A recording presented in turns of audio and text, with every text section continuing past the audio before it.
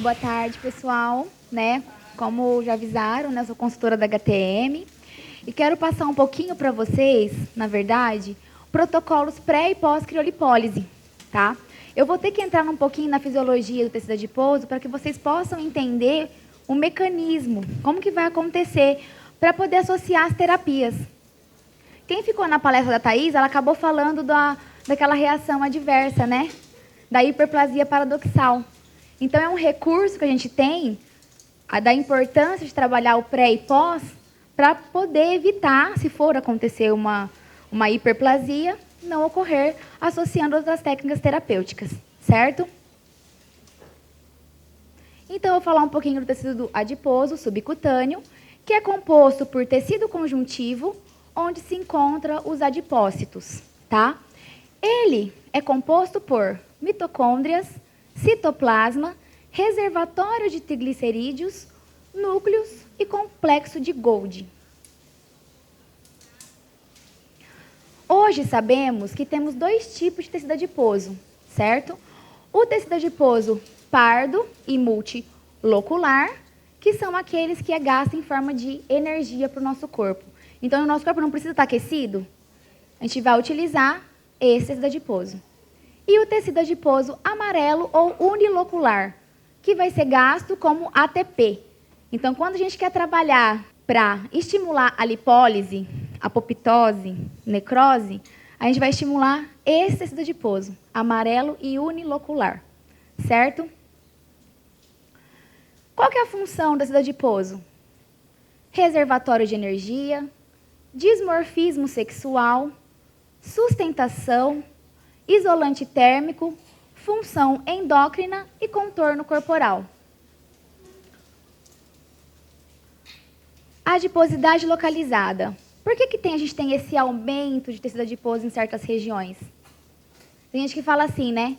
Nossa, eu faço academia, eu me mato na academia e a minha pochetinha está aqui, ó.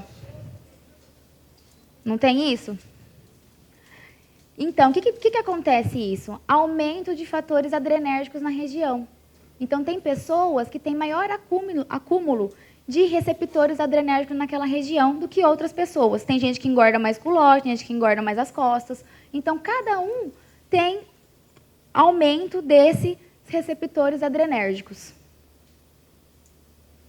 Hipertrofia e hiperplasia.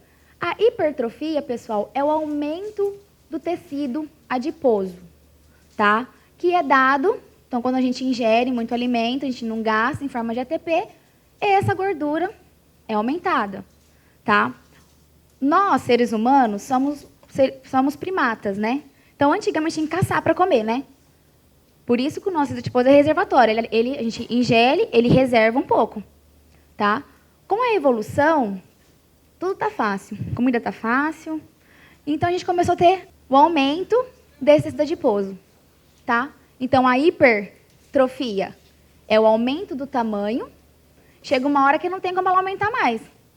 O nosso organismo ele é tão inteligente que ele começou a fazer tipo uma mitose.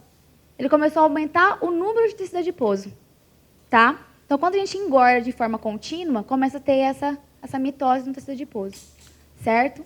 E a hiperplasia é o aumento do número de tecido adiposo, certo? E por que a gente tem esse aumento? Acabei de falar agora, né? Erros alimentares, parada no crescimento, ação dos fatores dos estrógenos, ação dos receptores adrenérgicos. Então, tem em certas regiões do corpo, a gente tem maior receptores adrenérgicos, tá? Sedentarismo, hábitos culturais, probabilidade genética, metabolismo basal, quanto menor, maior o ganho de peso. Certo? Distribuição regional. A gente sabe que no Brasil, o maior distribuição é o ginoide, né? Maior acúmulo em glúteo, culotes e flancos, né? E o ginoide, que é dado mais no sexo masculino, é o aumento de adiposidade na região abdominal e braços, tá? Lipogênese. Então, como que esse tecido adiposo vai ser armazenado na nossa célula de gordura? Né? Então, os ácidos graxos livres, eles vão ter que vencer essa barreira hidrofóbica apolar da bicamada lipídio da membrana celular. Quando ele vence essa barreira, ele vai encontrar a proteína. Ele vai encontrar a proteína CD36, que vai mandar informação para essa proteína FATP, que vai facilitar a entrada desse ácidos graxos para dentro da célula. Vai ser acilado e vai encontrar essa outra proteína FABP, que vai ser quebrado em glicerol trifosfatos e vai ser armazenado em forma de triaglicerato, certo? Então, essa vai ser o mecanismo de armazenamento de gordura localizada, de lipídios, certo? A lipólise, então, vai ter o sistema nervoso simpático, vai liberar o receptor beta-adrenérgico, que vai facilitar a entrada do triglicerídeos para dentro da célula, tá? Então, ele vai liberar esse triglicerídeos, o fator beta-adrenérgico, para fora da célula, que vai cair em corrente sanguínea, em glicerol e ácidos graxos, tá? Se a gente não gastar, num exemplo de um... A gente faz um tratamento estético, vamos dar um exemplo, né? E a gente não gasta essa energia. A gente fez um aparelho para estimular a lipólise e a cliente foi embora. Não fez nada. Então, ele vai cair em corrente sanguínea, vai ser metabolizado no fígado, não vai ser gasto por esse músculo, porque está em corrente sanguínea, vai voltar e vai ser depositado na sala de gordura novamente. Lipólise, pessoal, a todo momento a gente está sofrendo lipólise. Todo momento do dia a dia. A gente não fica o dia inteiro se alimentando para poder gastar como forma de gastar o alimento que a gente come, tá? O mecanismo de morte celular, como a Thaís já havia dito, né? A necrose e a apoptose. Então, a apoptose é causada por um agente físico ou químico, né? Que vai causar o inchaço dessa célula e, logo após, a implosão dessa célula da membrana celular. Já a apoptose é uma morte programada, tá? Então, o que vai acontecer? Toda nossa célula sofre apoptose. Toda célula faz a mitose e uma hora ela tem que morrer. Então, na verdade, esse mecanismo é um mecanismo natural de todas as nossas células do nosso corpo, certo? Aí, eles descobriram, né, super recente esse artigo, a piroptose, né, que se dá por um agente inflamatório. Então, a CRIO, na verdade, ela vai promover um processo inflamatório, sim, desse tecido adiposo, que vai liberar as caspase. Então, vai ocorrer uma poração dessa membrana, vai ter ativação dessas citosinas inflamatórias e a fagocitose desses macrófagos. Já na apoptose, como é uma morte programada, vai ter a liberação das caspases 3, 6, 9 e 10, ausência de inflamação, porque é uma coisa que acontece nas nossas células rotineiramente, todos os dias, né? E fragmentação dessa célula pelo estímulo, certo? E fagocitose em seguida pelos macrófagos. Aí vem o termo piroptose ou poroptose, né? Vai ocorrer uma poroinflamação, então vai ter presença sim de inflamação, tá? Para estimular a membrana celular. Então vai criar poros nessas células e essa célula vai se reduzindo de tamanho. Diferente da apoptose, que ela vai diminuindo o tamanho de forma progressiva, não tem essa poração, certo? O que seria essa lise? Ruptura da membrana celular, tá? Qual equipamento faria isso para potencializar o meu efeito? Vocês sabem de algum equipamento que estimula a lise? Carbox. Então, a Carbox é um recurso que a gente consegue estimular a lise celular. Certo? Eu peguei essa entrevista, na verdade, fez uma matéria numa revista, a Patrícia Frois, citando a importância para a gente trabalhar, na verdade, com protocolos pré- e pós-operatório no caso de criolipólise, para potencializar esse efeito, tá? Associando esses recursos, a gente consegue ter um melhor resultado. Importante, a crio não é feita a cada 3 meses ou a cada 2 meses? Tem cliente que faz a crio e some, né? Nunca mais surge. Aí passa 3 meses, ela volta. É porque eu não perdi. A gente não consegue ter o controle se ela está fazendo uma dieta hipocalórica, né? Se ela está respeitando o que foi passado, que a gente indica, né? Faz atividade física, dieta hipocalórica, né? Então, é citado isso. Então, ela, nessa entrevista que ela deu na revista, ela assiste da importância de manter o cliente na clínica. Então, não é só potencializar o efeito, é a gente acompanhar, mês a mês, o resultado que ela vai obter no final, nessa crio. A gente sabe que não é um procedimento barato, né? Certo? Então, eu vou falar um pouquinho do ultrassom, que é um recurso que dá para utilizar antes de iniciar a sessão de criolipólise. Tá? Então, antes da aplicação da crio, a gente pode trabalhar com ultrassom. Tá? Com que intuito? Né? O que é um ultrassom? Então, é um cristal que vai gerar uma onda e vai gerar essa massagem no tecido, proporcionando efeitos terapêuticos. Certo? O ultrassom ele pode ir de 20 Hz a 20.000 Hz. Eu trouxe esse slide para vocês para explicar um pouquinho da diferença entre um ultrassom de alta frequência, que eu vou citar antes da crio, que vai ser o Vibria, e um ultrassom de baixa frequência, para vocês conseguirem distinguir.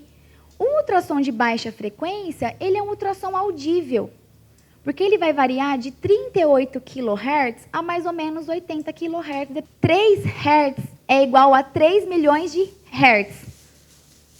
Então, não é muito maior? Então, as suas ondas, ó, por segundo, é todas próximas uma da outra. E no tecido, vai atingir superficialmente. Já o de baixa frequência, ele permeia.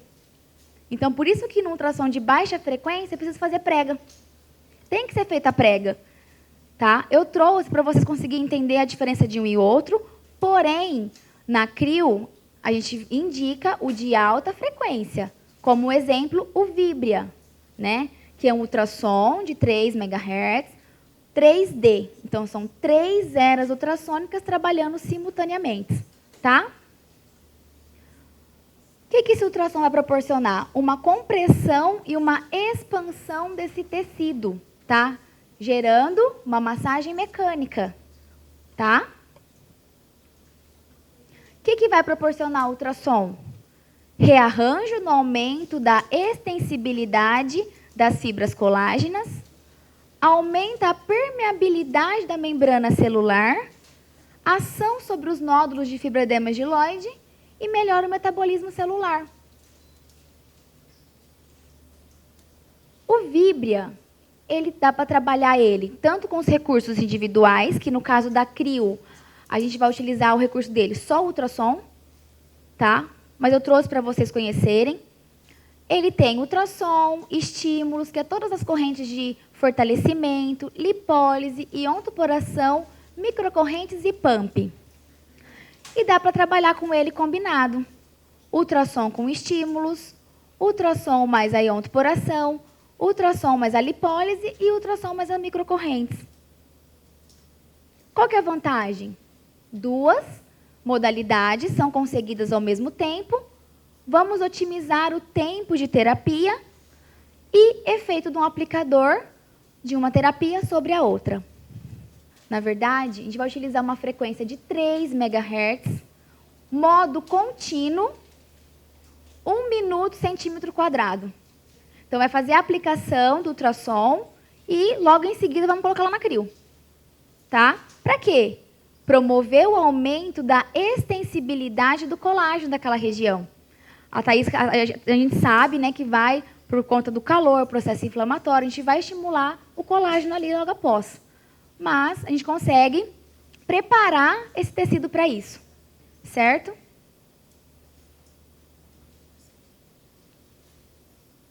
As contraindicações. Pessoal, em todos os protocolos que eu vou estar falando para vocês, eu coloquei contraindicações. Por quê? Não é porque a gente dá para trabalhar com a crio, a gente vai poder fazer. Tem clientes que é contraindicado certos tratamentos, tá? Então, o Vibre, ele é contraindicado, então, gravidez, gestantes, aplicação sobre globo ocular, tromboflebites, aplicação sobre áreas cardíacas, aplicação sobre o tecido cerebral, processos infecciosos, tumores, áreas tratadas por radioterapia, obesidade mórbida, doenças descompensadas, hipertensão e diabetes, doenças autoimunes e edema não identificado. E DIU de cobre. Então, a cliente tem DIU de cobre, não pode fazer ultrassom. Certo? A criolipólise. O que seria a criolipólise? Vou passar rapidamente, tá? Então, vai ser um vácuo, uma pressão negativa, que vai fazer sucção na região, tá? Levando o tecido adiposo para dentro do copo, tá? Causando um resfriamento que vai variar de -5 a -15, dependendo do tecido, causando apoptose dessa região. Sabemos que agora, hoje em dia, eles estão estudando um outro termo para criolipólise, que é a piroptose, tá? E vai, então, ter as células de gordura, o mecanismo de ação. Células de gordura são cristalizadas. As células de gordura vão ser eliminadas e vai sobrar células aqui, não vai? Então, vai ter resquício de célula. Então, eu posso potencializar o meu efeito trabalhando com pré e pós-crio. Certo? O tempo de aplicação, pessoal, é muito assim, não tem nada certo ainda. Então, tem equipamentos que variam muito a temperatura, o tempo, tá? Então, várias pessoas trabalham em tempos diferentes. Tem gente que trabalha com 45, tem gente que trabalha com 50, tem gente que trabalha com 60, tá? Então, tem uma variação. Tem aparelho que chega a 0 graus, a -5, a -8, a -10, a -11. Eu já vi que aparelho chega a -15. Se você programar, ele vai até -15, tá? As áreas de aplicação. Sei que eu tirei da literatura, tá, gente? Eu já trabalhei com crio, eu nunca apliquei crio em glúteo de ninguém. Nunca ninguém falou assim, eu quero reduzir meu glúteo. E você vai lá e aplica crio. Então, vai trabalhar em braços, tá? Abdômen e flancos, pernas, internas de coxa, culote, tá?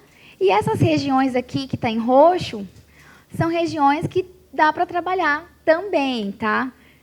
Tem gente que é encanada com a gordurinha do joelho também. Então, se a gente conseguir fazer a prega e acoplar esse manípulo, dá para a gente trabalhar também, tá? Hiperplasia paradoxal. O que é isso, né? É um aumento do tecido adiposo daquela região. Então, em primeiro momento, ele tem a redução, sim, mas após 3 meses ele começa a ter aumento, sem explicação. Acomete mais o sexo masculino e feminino, tá? E as hipóteses, não se sabe o porquê, mas a hipótese é hipertrofia dos adipócitos pré-existentes. Então, ele pode ter hipertrofia, ele pode ter um aumento em vez de ter diminuição, tá? Recrutamento de pré-adipócitos resistentes ou circulantes e células mesenquimais. Redução na inervação simpática, então não tem aquele estímulo de eliminação, tá? E alteração na expressão de receptores do metabolismo dos adipócitos. Não tem estímulo dos receptores. Eles não mandam estímulo para acontecer o efeito que tem que acontecer. Certo? Aqui a reação, né? Então, foi feito em homens, esse homem que teve 40 anos, na verdade, né? Teve um eritema e desconforto moderado. De 1 a 2 meses, ele teve uma diminuição, sim, significativa. Só que após 3 meses, ele teve aumento gradual desse adiposo. Aí que eu já entro para vocês e falo, gente, faz pré e pós certinho. Porque se ele for ter uma reação dessa, vocês trabalhando com outros recursos, vai evitar. Porque a gente não consegue saber em quem vai dar, em quem não vai dar. Não tem explicação do porquê acontece isso. Tá? Então, é importante, sim, manter ele na clínica e trabalhar com os recursos que a gente pode associar pós-crio. Certo? E após 5 meses, teve estabilização do quadro. Parou de aumentar, pelo menos. Não aumentou mais do que devia, né? Então, essa complicação é dada mais, acomete mais os homens, sexo masculino. né? Não se sabe ainda o porquê que acontece isso. O tecido adiposo, na verdade, vai ocorrer período de 3 a 6 meses após a realização do tratamento. Então, pode ter esse aumento ainda até 6 meses, certo? A incidência é de 1 a 20 mil casos. Então, em 20 mil pessoas, pode ser com uma pessoa. Tá? Mas pode acontecer. Tem na literatura, então eu estou trazendo para vocês. Às vezes, vocês fazem certinho o tratamento, e fala assim, gente, mas ela não perdeu nada, ele aumentou. Será que ele engordou? O que aconteceu? Tá? Então, vocês sabem que tem essa reação adversa. Ela existe. Certo? A crio de contraste, que é o lançamento nosso da HTM, que eu trouxe para vocês também. A Thaís citou, quem ficou na palestra dela, eu vou falar de novo, né? Que teve melhores resultados porque ele vai potencializar esse processo inflamatório, o aquecimento pós-acrio, certo? Então, aqui o azul foi antes de fazer a sessão, o vermelho, 15 dias após o tratamento, e o verde, 30 dias após o tratamento. Foram feitos em 10 mulheres, de 48 a média, né? A criolipólise convencional, ela teve uma média de redução de 22% de tecido adiposo. Já a criolipólise de contraste, ela teve uma redução de 42% de gordura, certo? As contraindicações da crio. Tem um livro de contraindicações, né? Lipoaspiração ou qualquer outro procedimento cirúrgico na área nos últimos 6 meses. Fator reumatoide positivo. Então, pode ser que você, trabalhando com esses recursos, você estimule o organismo a trabalhar de forma contrária, agredir a célula. Mas tem gente que não sabe que tem. Então, é complicado. Pode causar queimadura, pode ser um desses fatores, certo? A artrite reumatoide, que está ligada ao sistema autoimune. Crioglobulina, tá? Hemoglobina paróxida ao frio. Então, pessoas que têm problema com frio. Então, pode ser uma reação de dar uma queimadura. Pessoas que têm problema com frio, certo? Síndrome de Jungren. Essa síndrome aqui, pessoal, é uma síndrome autoimune também. Então, todas as doenças relacionadas a doenças autoimunes são contraindicadas à criolipólise. Tá? Por conta do resfriamento do tecido a temperaturas altas. Lúpus, que também é uma doença autoimune. Comprometimento circulatório periférico. Doenças de Raynaud, é uma doença que a gente tem problema na circulação. Então, para fazer criolipólise é contraindicado também. Só que quem tem isso sabe que tem. Então, não vai trabalhar com criolipólise. Tá? Hepatite C, doenças autoimunes, feridas abertas ou infectadas, áreas de sangramentos recentes, infecções agudas e crônicas, gravidez, lactação, cicatriz recente na região. Tá com cicatriz? Não vai fazer vácuo na região, tá? Dermatites e eczemas, neuralgia pós-herpéticas e diabetes. Por que diabetes é contraindicado? Porque diabetes tem problema com o processo de cicatrização, é mais lento. Tá? Então, a chance de acontecer alguma complicação é grande. Pós-criolipólise, após 15 dias de criolipólise, eu posso trabalhar com endermologia.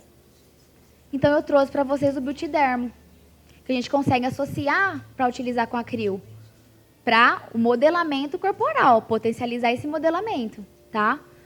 Então, é um método de origem francesa que vai promover, né, o palpar e rolar do tecido. Foi criado na década de 70, com o objetivo de tratar cicatrizes traumáticas e queimaduras. A definição do vácuo, ou dermologia, ou endermologia, é uma pressão negativa que vai promover a ativação da circulação, tá, trazendo benefícios para o tecido, certo? Então, vai restabelecer o equilíbrio hídrico dos tecidos, eliminar as toxinas, promovendo a maximização do fluxo de nutrientes sanguíneos e oxigenação, melhorando a qualidade do tecido. O Biotidermo, pessoal, ele vai melhorar o que no tecido? A elasticidade, flexibilidade. Eu quero frisar um pouquinho nisso daqui, porque tem gente que fala assim, Nossa, mas trabalhar com dermo para quem tem flacidez de pele não funciona. Não dá. Quando eu clinicava, o que eu via muito era assim, tem cliente que é louca, né? Aí o que elas faziam?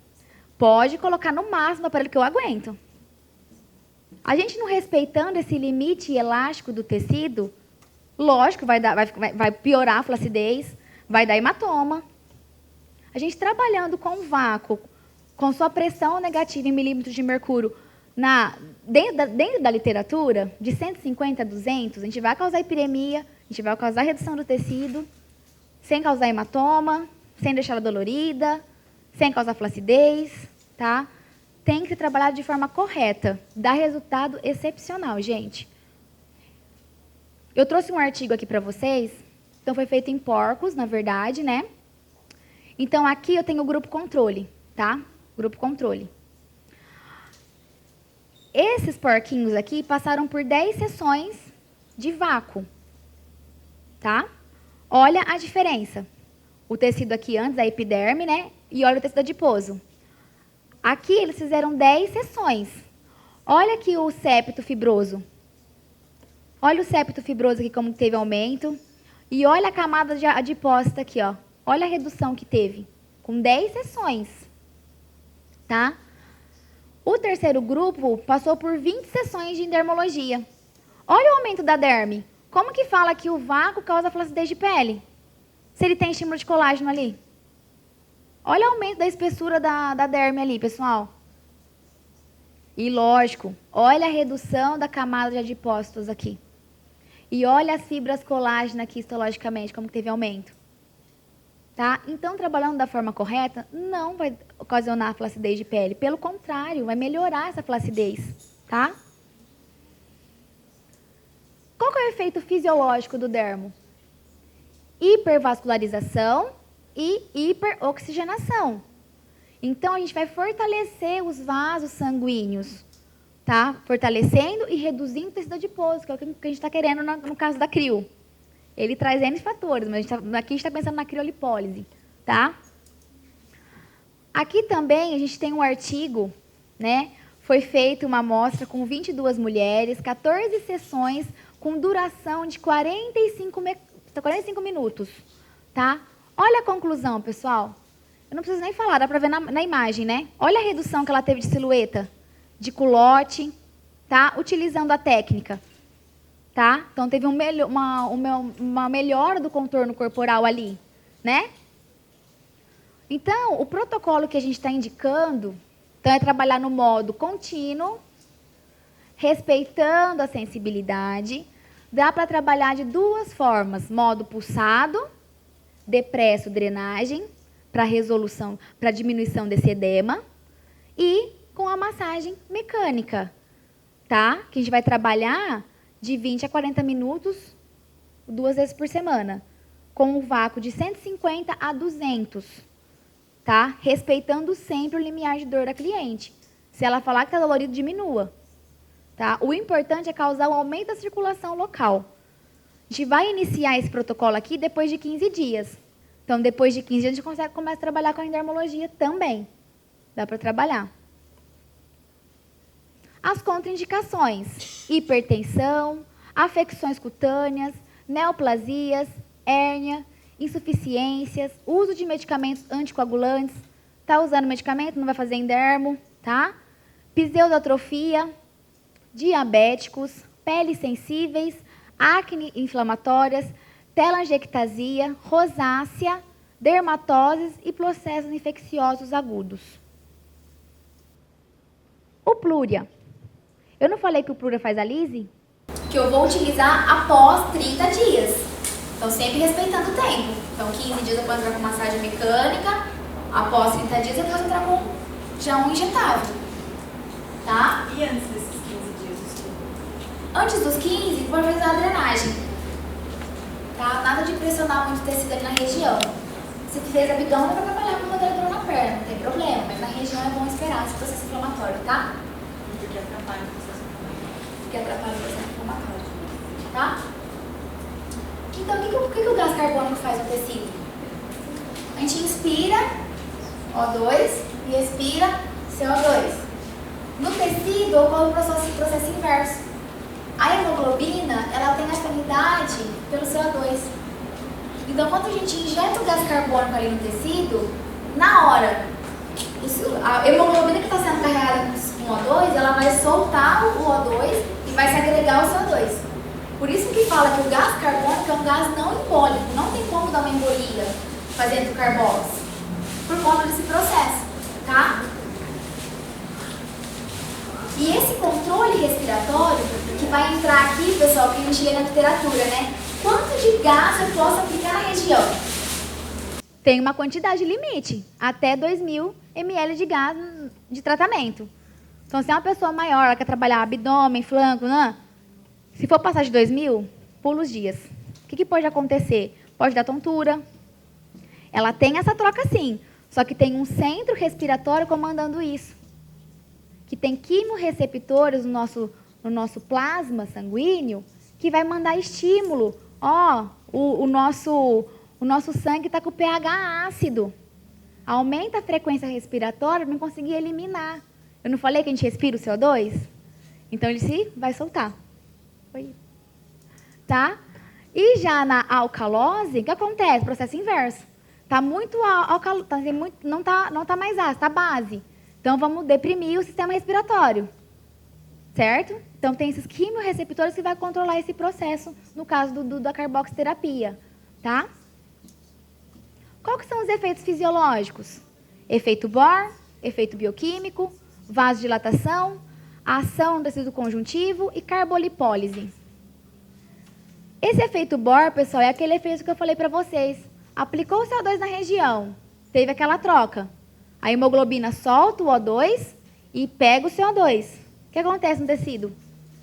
Hiperoxigena, não hiperoxigena? Então, vai ter a oxigenação desse tecido, certo? Efeito bioquímico. Então, ele vai ter o efeito de lipólise. Então, ele vai estimular os receptores beta-adrenérgicos a liberar os triglicerídeos para fora da célula. Certo? Efeito vasodilatador. Eu não falei que o gás carbônico é um gás não embólico? Então, nunca vai dar uma embolia por aplicação de CO2. Por quê? Porque ele vai ter essa troca rapidamente no tecido. Ele vai soltar um, pegar o outro, rapidamente. Então, não tem como você pegar uma veia, causar uma embolia no paciente e matar o paciente. Tá? Ação no tecido conjuntivo. Então, ele vai ter ação inflamatória, proliferativa e de maturação. Então, ele vai ter, sim, processo inflamatório ali. Pelo trauma da agulha, eu não fiz uma punção, eu não furei o tecido? Então, vai estimular o processo inflamatório, sim, da região. Tá? Aqui é um artigo, pessoal. Então, foi feita a demarcação da área, foi aplicado CO2 em cada pontinho que foi demarcado aqui, tá? Foi utilizada agulha, 80 ml de gás em cada pontinho, totalizando 250 ml de gás. Foi feito um ciclo de 6 sessões, de 2 a 3 dias na semana, consecutivos. Olha o resultado do tecido adiposo. Observam que teve lise aqui? É que está meio ruim de ver a imagem, mas teve célula aqui que está rompida. Então, a carbox estimula, sim, a lise celular, tá? Então, a gente vai estimular os macrófagos. Então, cada ciclo vai durar 10 sessões, com 2 etapas diferentes. Então, a primeira etapa, pessoal, a gente vai dividir essas etapas, tá? Então, a primeira etapa vai ser 4 sessões consecutivas, a cada 24 horas. Então, todo dia vai fazer. A segunda etapa, 6 sessões. 72 horas, tá? Pulando, dando esse intervalo. E o terceiro ciclo a cada 6 meses, mantendo um fluxo de 80 a 150. A gente sabe, quanto maior o fluxo a gente colocar na nossa cliente, maior o estímulo de lise, tá? De ruptura do tecido adiposo. Vai ser feito o quê? Após 30 dias da criolipólise.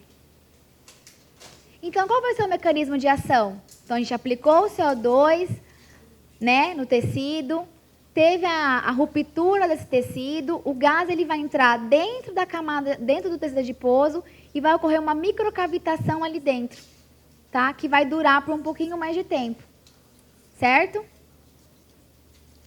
As contraindicações: insuficiência respiratória, renal, cardíaca grave, anemia, insuficiência hepática, hipertensão arterial, uso de diuréticos, trombose, tromboflebites, gravidez, gangrena, embolia e uso de bloqueadores neuromusculares e hipotensores. Pessoal, esses são os protocolos que dá para associar com criolipólise. Dá para associar outras técnicas também, tá? No caso da crio de contraste, não precisa associar uma reperfusão, um aquecimento logo após a crio, tá? Dava para associar também a radiofrequência com 38 graus ou uma massagem modeladora na região. Eu só não coloquei na palestra por conta da crio de contraste. Como a gente lançou a crio de contraste, não é necessário mais fazer esse aquecimento logo após, tá? Qualquer dúvida, estarei à disposição. Tem meu e-mail aqui, tá? Para vocês entrarem em contato. Muito obrigada.